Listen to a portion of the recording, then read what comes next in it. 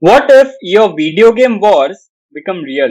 Hello everyone, I'm Rahul.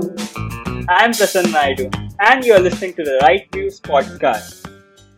Kashmir is ours, is what India says and is what Pakistan also says. But this is not the only territorial dispute which you would have heard.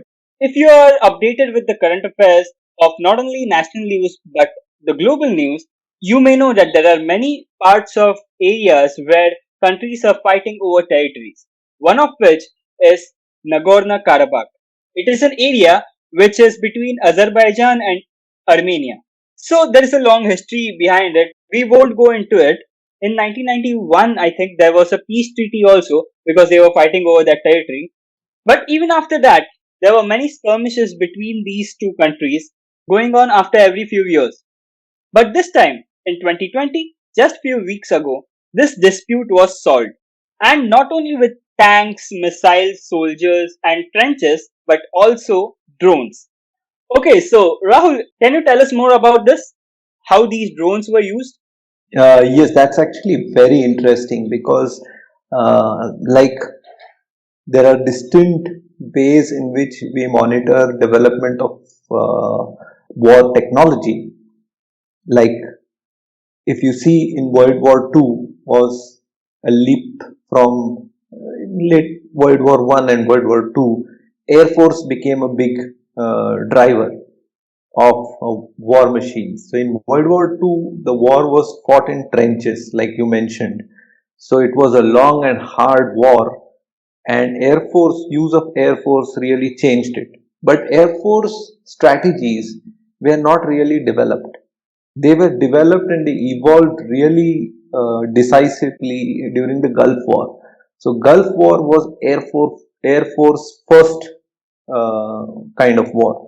So Air Force led the attack, and since 2008 or 9, we have seen the use of availability of a lot of drones, but there was no drone based strategy for war, and that is why this war is very important, because this war they have used drones as a strategic option, and that is why studying this conflict is become very important. And let's go into a little more detail about what they used. I think you've done some research on that. The Turkish longer range drone. Bayraktar. Yes, Bayraktar, and there was an Israeli Kamikaze drone, which is basically a self-destructing drone. Yeah, it is also known as suicide drones. Yes, suicide drones. This is the Japanese technology of kamikaze pilots against US naval ships. So these drones were deployed in by Azerbaijan, and they inflicted heavy casualties on the fighting troops on the Armenian side. So Armenian side was more looking at a conventional war where troops fight troops across geographical terrain.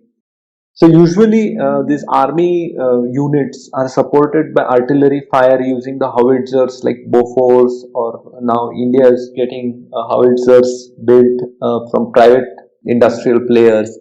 So these like L&T and I think Mahindras, if I'm not mistaken, but these are guns, long firing range of like 15 kilometers and all. So they are long range weapons, but they are still land based weapons. So this was the original scope of conflict that was anticipated by Armenians. But what turned the tide in Azerbaijan's favor was the use of these two drones. So if you have seen the movie Transformers, in the first movie you would have realized that the US Army soldiers are stuck and they are being attacked by some transformers. So they call in air support, and a aircraft called A-10, it is the Warthog, which is being used to give air support. It's a most fantastic piece of aircraft ever built.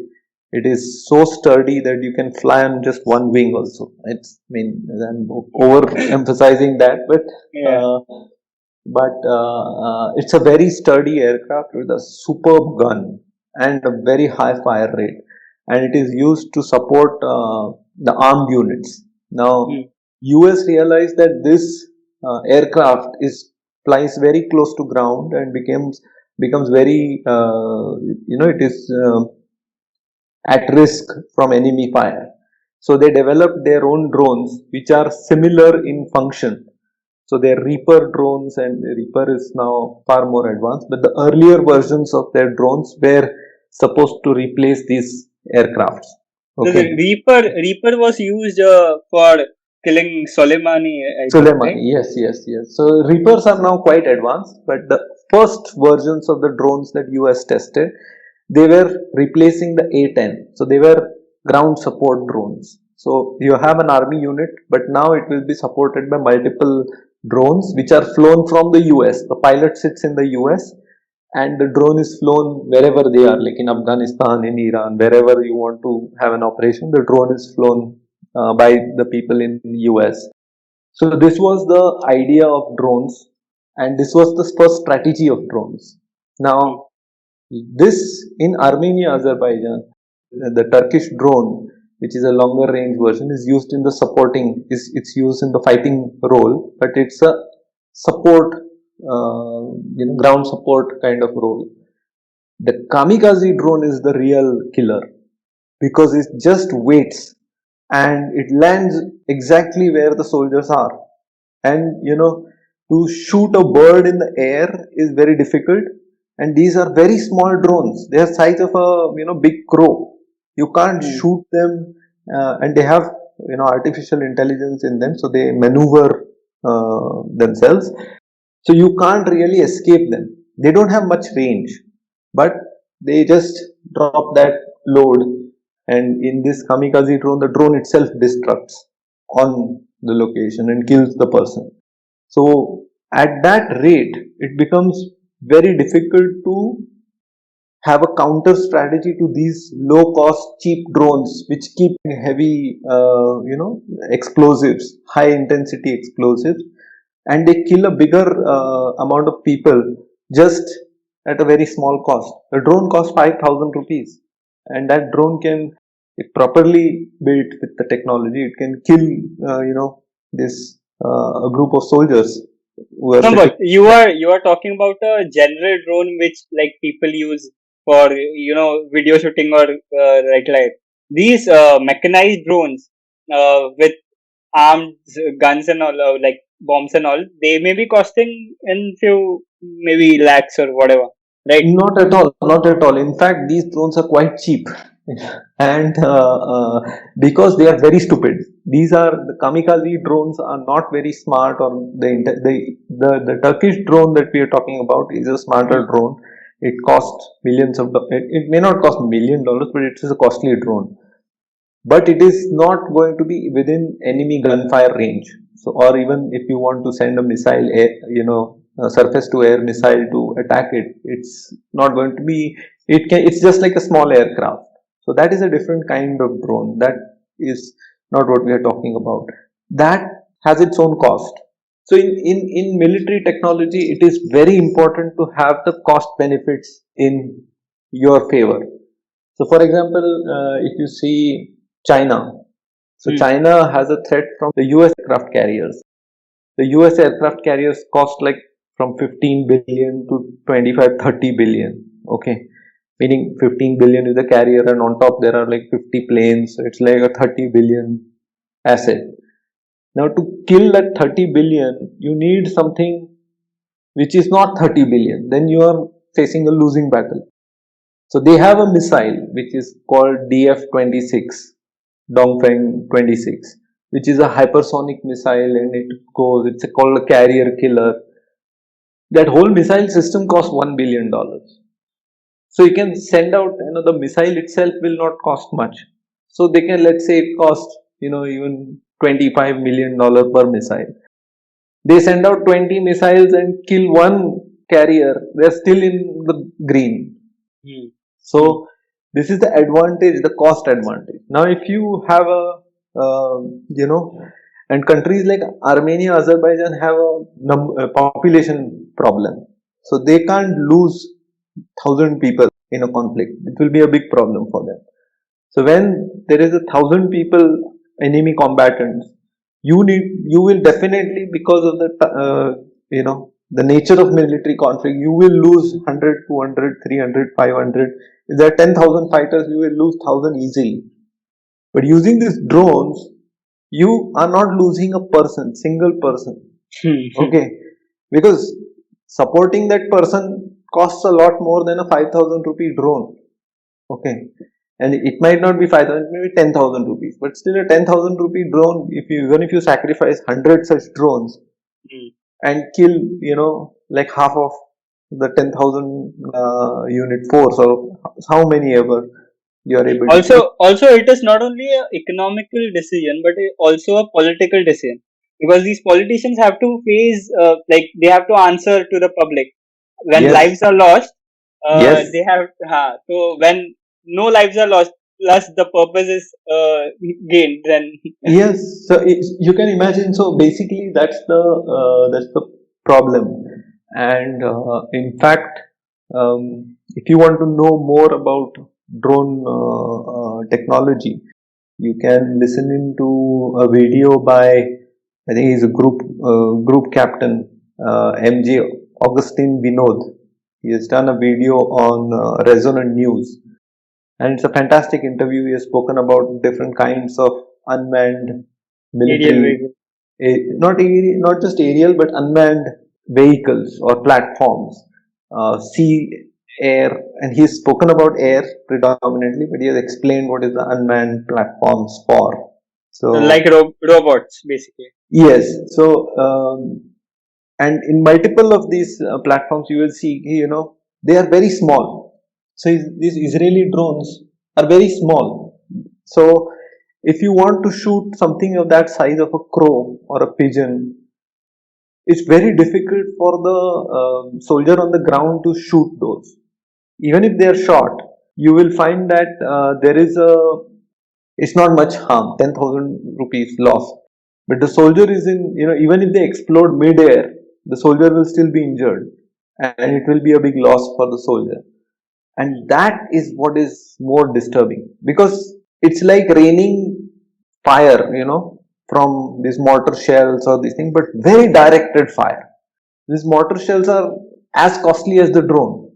If you see the Bofors, the armaments used in howitzers and all, they are as costly as a drone. And this drone is much more effective. It flies to the right spot and explodes there. Doesn't, you can guide it to the right spot. If the soldier moves, you can still move it. So these are the dangerous weapons, and there is not much you can do against them. So, for example, if how many people are required to operate one drone? Let's go there. That's a fantastic question. We'll go to that a bit later. But you can imagine, like if you have a group of a unit or few units, let's say 1,000 people units fighting in an area, and you send out 1,000 drones, each costing 10,000 rupees. It's a easy economical ratio, and these 1,000 drones can sort of track them and find them and shoot them. It's a fantastic thing. These soldiers cannot even fight back, because these drones will follow them and explode at the right point instead of missing the ammunition. It's a well directed issue. And then you see it in this way. For example, you have ability to send out disposable drones against indispensable humans. That is a force multiplier. If it was, there is no way to shoot down the drones. Now the technology that US has, multiple technologies they have tried. One is very high rate of fire guns, which will shoot projectiles, the dead projectiles. Like basically they are shooting bullets, if you want to call them, which is very high caliber bullets, but essentially bullets. And they are firing those bullets at a very high rate in the sky. covering the sky. Okay. Okay. So for one drone, which is 10,000 rupee drone, you have to fire 10,000 rounds across the sky, each costing, maybe 500 rupees or something. It's a costly cost benefit. Okay. And this kind of guns are very difficult to manufacture. It's not like Tom, Dick, and Harry can manufacture. Like if we said use our guns to use that against them, those guns will fail because guns also have failure rate. So to fire 10,000 rounds in rapid succession so that the drone will not move before the gunshots hit is so incredible that it's very difficult to achieve. So they have used such kind of guns on the aircraft carriers that they have to kill the missiles, because if everything fails, you need something to destroy these missiles which are attacking you. So these kinds of things. Every this new technology will have something to counter. So I was just watching some videos, and I came across a video where they were talking like these drones can be countered with laser cannons. Yes, because laser cannon, that's what I was coming to. Because now you can see the rate of fire becomes very important, right? Now, what goes fastest? Light. So you can use laser, but laser is a energy weapon. So you have, you can just shine a light. It's not like you want to light up the drone. That's not the point. You can have a light which moves as fast as the drone and always keeps the light shining on the drone, but that doesn't hit the drone. Okay. Light has to hit it with that much energy has to be transferred into the drone that makes it explode. That is very difficult to achieve. Still, at this point, US is the only country which has demonstrated a long distance, laser application of energy and causing that burst. China may have, we don't know, but that's a separate thing. But the other factor which makes these drones dangerous, which is like our cruise missiles, because once you look at drones as A-10 aircrafts which support the unit, now you're looking at a drone which is like a missile. Now this missile, if you see the cruise missile, the Tomahawk cruise missile, which is very famous, most people know about it because it was used in the Gulf War. This missile, you have to program it and shut it. Okay, the programming was done before the launch. So you put in the coordinates. These days what they do is they put the photo. Soleimani's photo is in there. You have to hunt this guy, and the missile is sent.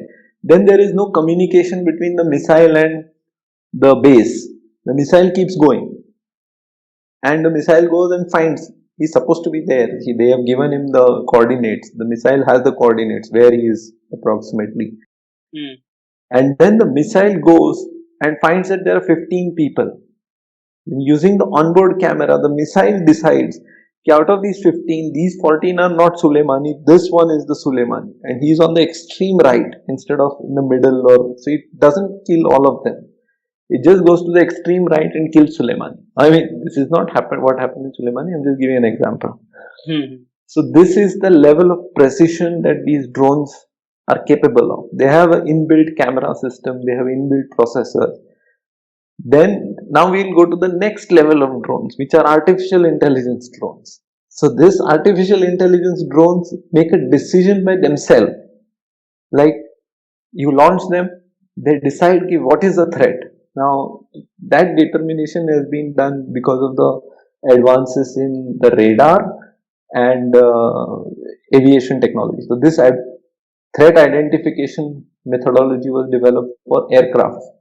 So when a pilot is sitting in your Rafales, so the Rafale radar keeps tracking multiple things on the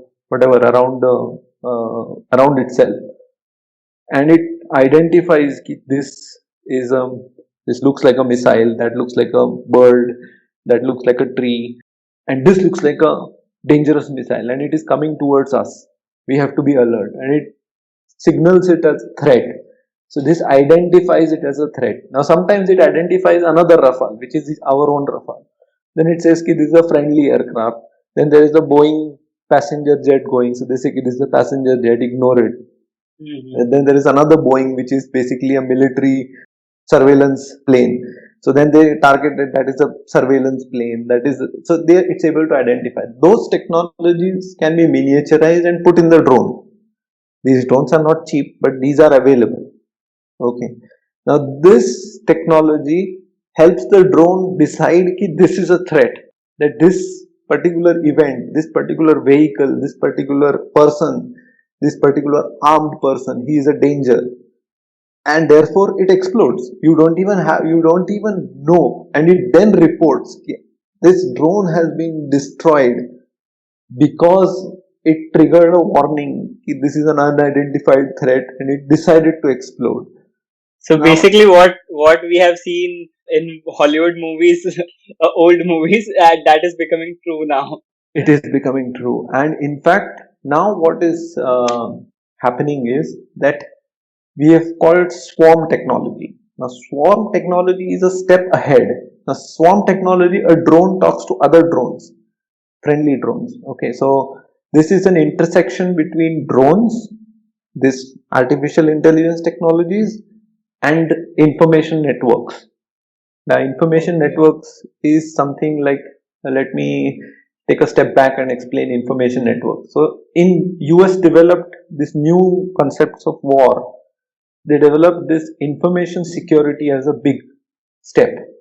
Now, what is information backed warfare? So, there all the things in the US, all the technology that US has, the planes, the ships, the armed units, people on the ground, drones, satellites are all connected to one operating system. Okay, and this is a super secure system. Hopefully, Chinese have not hacked into it, but it's a super secure system. It's a real-time system. Anyone in like if a missile is fired by, let's say, North Korea against Japan, so the missile defense of Japan, which is US is doing the missile defense, so that missile system, that the radar of that missile system looks at the sky all the time and finds that there is a missile approaching. This radar, the minute it identifies it, it puts it in the operating system. So everyone on that operating system knows that there is a missile. It is a enemy missile. It is heading towards Tokyo. Now you might be flying an F-35 in Australia, for all you know, a US F-35, not Australian F-35, but a US F-35 in Guam or some naval base. That will also, if you want, it can pop up there. There is a missile, enemy missile being fired from North Korea, and it is going towards Japan. Of course, it's not relevant to you because you are in Australia, but if required, you can be alerted. That level of integration is there. Suppose you were the F-35 in Taiwan, okay, flying just about, Now Taiwan is close to North Korea. I mean, if you, let's say it's within whatever the radius, and you have a missile on your F-35 or F-16 for that matter, which has that range to take out this missile. So the Japanese missile system will activate your missile in your plane, and it will fire that missile, of course, telling you and keeping you in the loop. Okay, I'm firing the missile from that F-35, and then that missile will be fired, and that the threat will be taken out. And so basically, all this will happen real time. You will not even, the pilot will be saying, light will go off saying, there is a missile, you need to fire this. Okay, yes, it's gone. It's like that amount of intelligence is shared on a need to know basis, but that is the information side of things. India does not have that. Okay, but China has that. Now imagine if all these drones are connected with the same information system, and there is an AI system which runs in one of the drones, or a backup drone or the ground system, which helps them direct. So all these drones can coordinate their positions and their strategies and attack the threat. It's called swarm technology. Now this demonstration was given by China during their Olympic or something. They did a drone dance or something when they showed a drone dragon rising. Then America also gave this demonstration. India has no such technology as of now. But you can imagine the kind of harm that can cause automated drones searching and killing. It's like right out of Terminator, War of Machines. And these drones, like usually borders and all, we have open skies, so that's why these work very well. But do we have? I don't know about this, but do we have border regions where it is densely, like there are dense forests there? So if Mhm. forest area is there, then the drones may not work so effectively in the border region, right? You might think that because your drones are dumb drones. Indian drones are not the smart drones. But Hmm. imagine this drone is connected with a remote sensing satellite. It can quickly say, "Ki, where are you hiding? You know, it will say, give the drone that you are hiding on this tree on the up branch, not the down branch. So you don't have to destroy the tree. Just land on the top of the tree and Okay. explode." So it can be done that level. So, Okay. Okay. And this, I have read that China has also developed this anti-drone technology. So can you tell us about that? Like, what's that? So once now we discussed, I think, multiple levels of drone technology. Now, like I told you, information sharing is a big Hmm. thing. Yeah. Electronic processing is second big thing. So China has developed a technology which can try to uh, prevent drones from communicating with each other. So if a drone doesn't have any communication, what will it Okay. do? Hmm. So it cannot, like drones are operated by people, right? Hmm. Mostly on the ground, or these Hmm. autonomous drones, they are operated by a program which is, they are network drones, like a swarm technology we were talking about. So they have Hmm. to interact with each other, otherwise they'll bump into each other and destroy each other. Hmm. So you use the electronic warfare suite in your aircraft, that kind of technology, to disable communication. So the drone finds it is alone, what to do? So it Hmm. does nothing. Okay. See, that's the Hmm. difference between a pilot and a drone. If a pilot is there, Yeah. pilot will decide, Hmm. I am not getting any signal, but that seems to be, he's an intelligent person to decide. A drone will So decide based on his yeah. own program. So The once you second don't, way, it's like it's somewhat like sleeper cells. They don't get the orders. They don't do anything. they don't do anything. Exactly. But the second part is to fry the electronics. So that is basically EMP pulse, electromagnetic pulse weapon. So that fries the chips, the semiconductors, or even some of the weakest components. If they are able to overload them, like a capacitor or something, the drone then fails and it drops from the sky, like, you know can't do anything. So that is the problem with modern technology. So in EMP, the EMP technology has been a theory, but practical, we haven't seen it in application. So once we see it, we'll know. But this is the first step. Armenia, Azerbaijan. So we can say that electronic warfare is going to have a major share in in any war, like maybe Exactly. 70-80%. Correct. Now look at it this way. Now, if in Kargil, we we had Pakistani troops at a height, Hmm. and Indian troops had to capture those heights. Now the kill ratio, that is, one person on a height, you need, to kill that person, your three people get killed. So 1:3 is the ratio. Sometimes it is 1:8, or depending on the nature of the heights that are being occupied. Now, what Indian troops did was that they advanced to a level to pinpoint to the howitzers, Bofors guns, and these howitzers at the base. And using their binoculars, they would say, Ki, this is where the enemy is. I want you to fire at that particular point. So the howitzers would align themselves and hit a particular point from the ground, because they have that range. So you are, let's say, 300 or 400 meters down from the top. So you are telling the howitzer, which is at 1000 meters below, to fire a bunker which is 200 meters above you into a particular place, and that is how you explode. Now, this was done visually. So Vikram Batra and all, they would look at the binocular saying it hit on the left, so hit it a little to the right, and then the next shot would be fired right in the bunker in which the enemy is held up, and then these guys would climb up the rest 200 meters and destroy them. That was the technology. Or you can do an air support. So an aircraft comes from above. Now aircraft flies at, you know, something like 5,000-7,000 meters and comes down. You can fly it at lower altitude also, but then it has to come and attack this position from the higher level.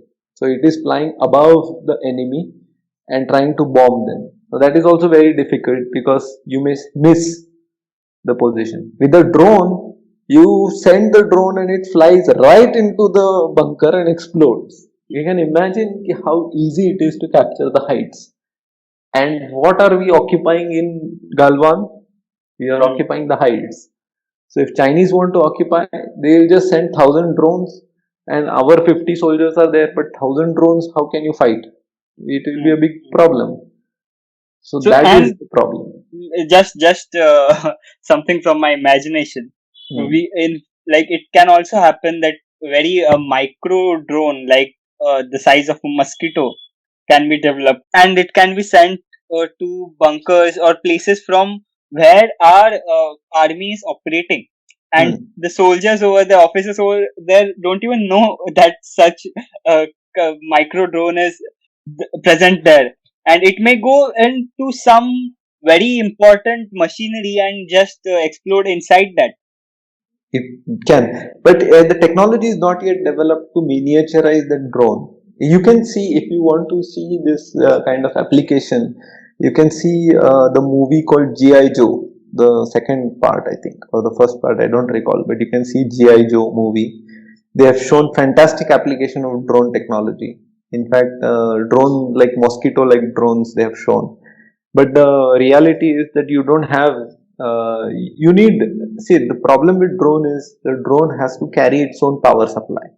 And power supply is a limited asset. You cannot keep powering it up. It has to come back to you to power up. So the range is a main thing.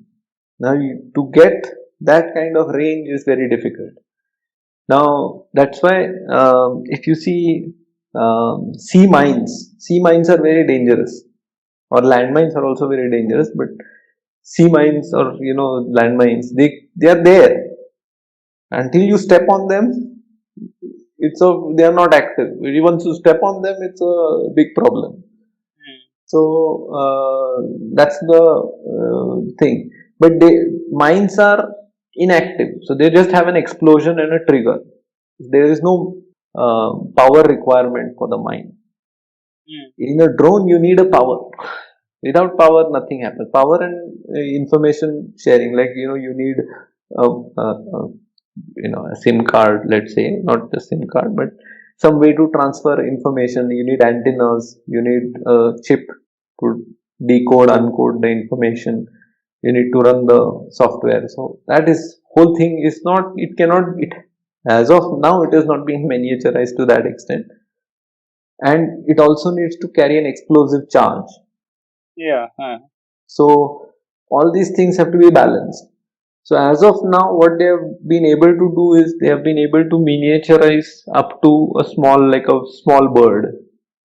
And the thing is, this is the next phase, which one day we'll be making an episode on this, the future of war technology. Is you take an airplane, and instead of throwing bombs like a bomber aircraft where you throw multiple bombs, you just drop drones from, let's say, very high altitude, like 35,000-40,000 feet. When these reach the near the surface, then they activate.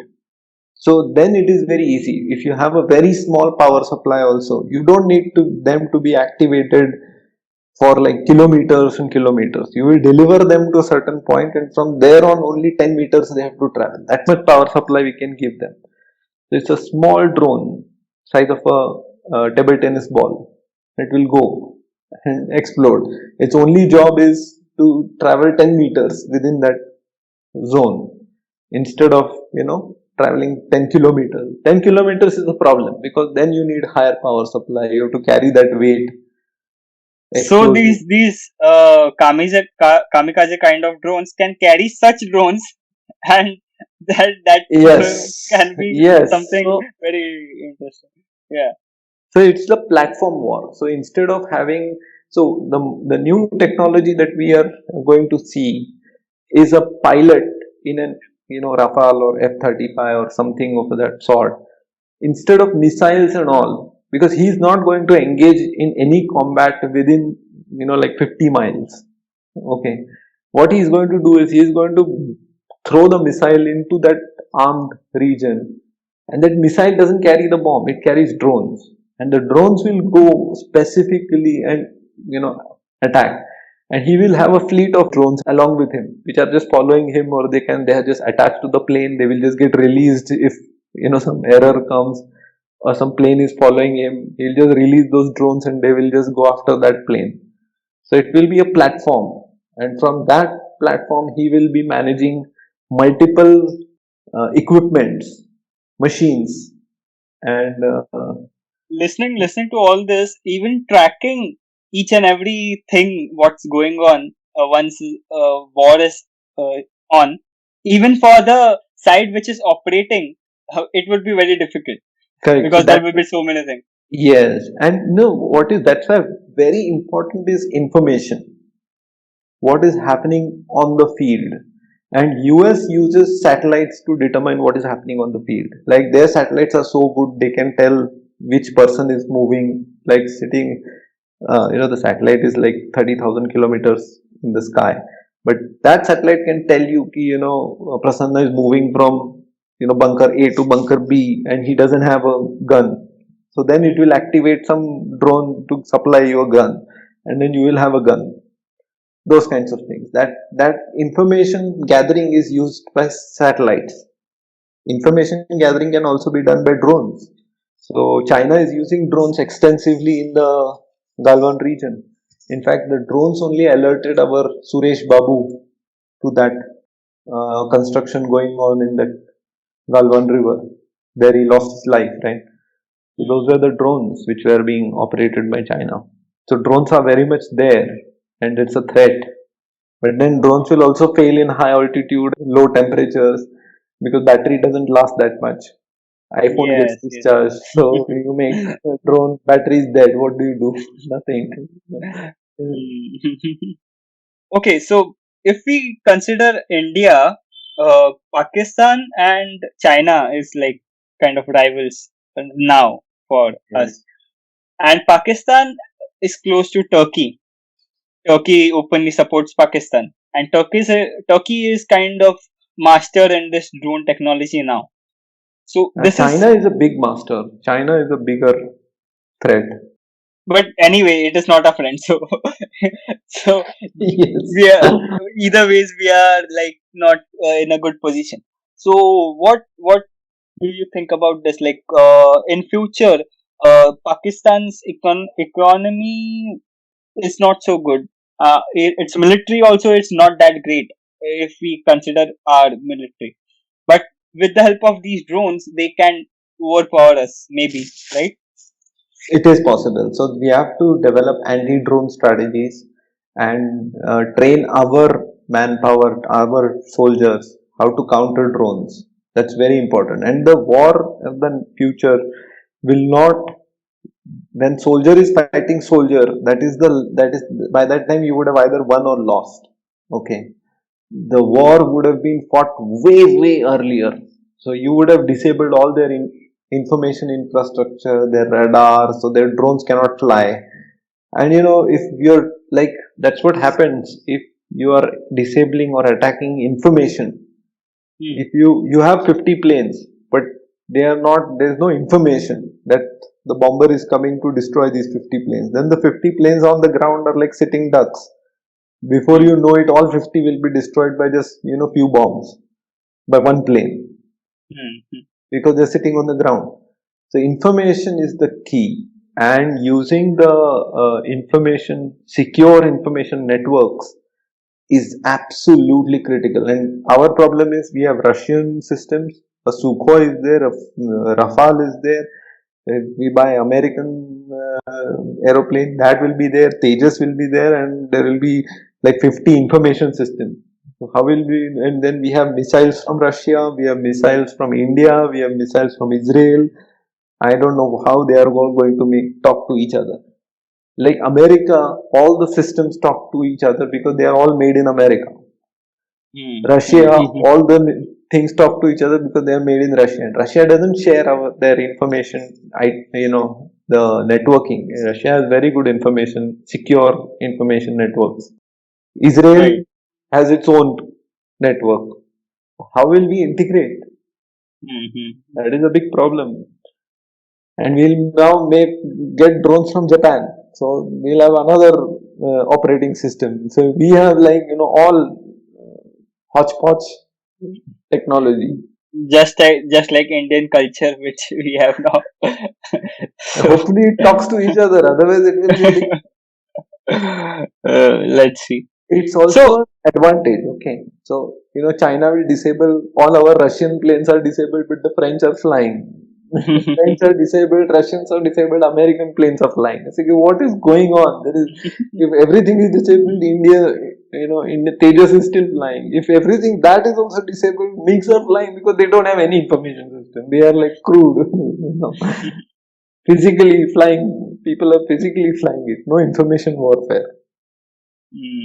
Right. It's like our, scooters, they cannot be started with a button start. You have to do kickstart only. We'll work on kickstart only. We will not work with a button. So electronics, then what is the problem? Electronic warfare is applicable to electronics. We have old weapons. Like in the movie, he says, "Iske mama ki gun hai, so Vasco da Gama ki gun." Like that.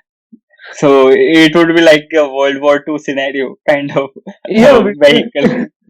Okay, so it's not like we haven't acquired drones yet. We also have drones, yes. But the quantity is less and the technology is not that great. So the technology is there are various technology drones, but the critical part, like what you and we have Israeli technology also, the Kamikaze drones, some of them are available with us. But the question is, we have such a big problem with two very, very sensitive borders, and on top of it, you have to survey the sea, Indian Ocean region.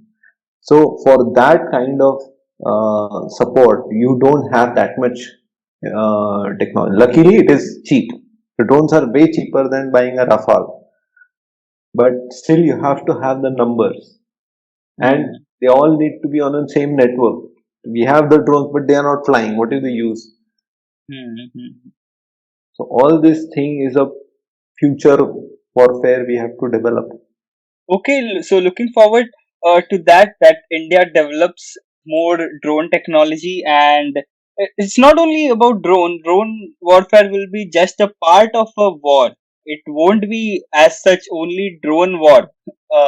Like I have heard some expert comments where people are saying that it is these drone warfare is getting a bit hyped.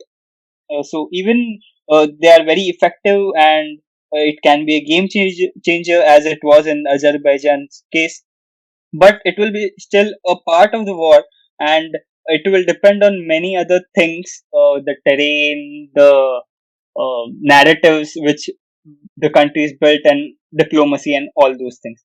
So throughout the conversation, we have touched upon many dialogues from many movies, So if you know any of those movies, please do tell us, tag us in Twitter and tweet it. We'll reply back for sure. We both are active. At least not me, but Rahul sir is very active on Twitter. He'll for sure reply to you. And I love Okay, yeah, movies. So yeah. I love movies. Okay, so do follow us here for new episodes, and do check out our YouTube channel where we have started uploading new videos too. Yeah, and follow us on Twitter and Instagram too. Yeah, thank you. thank you.